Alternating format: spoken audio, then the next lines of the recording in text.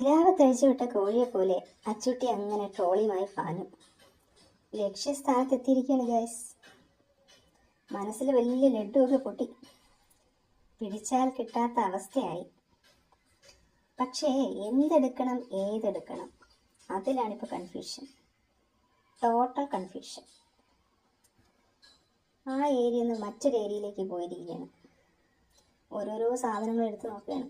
കണ്ടിട്ടുള്ളതും കേട്ടിട്ടുള്ളതും ഉപയോഗിച്ചിട്ടുള്ളതും ഉപയോഗിക്കാത്തതും എല്ലാം ഒക്കെ നോക്കി നിന്നും ഇരുന്നും കിടന്നും ഒക്കെ തപ്പി ഇഷ്ടപ്പെട്ടതൊക്കെ എടുക്കാൻ തുടങ്ങി. പിന്നെ ചില സാധനങ്ങളുടെ വിലയൊക്കെ നോക്കി. എന്നിട്ട് വെച്ച സാധനങ്ങളൊക്കെ തിരിച്ചു വെച്ചു.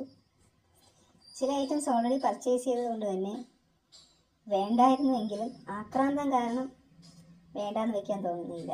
പ്രത്യേകിച്ചും ബാക്ക് സെക്ഷൻ എത്തിയപ്പോൾ അച്ചുട്ടിയുടെ കയ്യിൽ നിന്ന് പോയി. പക്ഷേ എന്തിനും പോകുന്ന പോരാളിയായി എൻ്റെ മുഖം കണ്ടപ്പോൾ പുള്ളിക്കാരി തോൽവി സമ്മതിച്ച് അത്യാവശ്യം വേണ്ട സാധനങ്ങളൊക്കെ എടുത്ത് വീട്ടിലേക്ക് യാത്രയായി.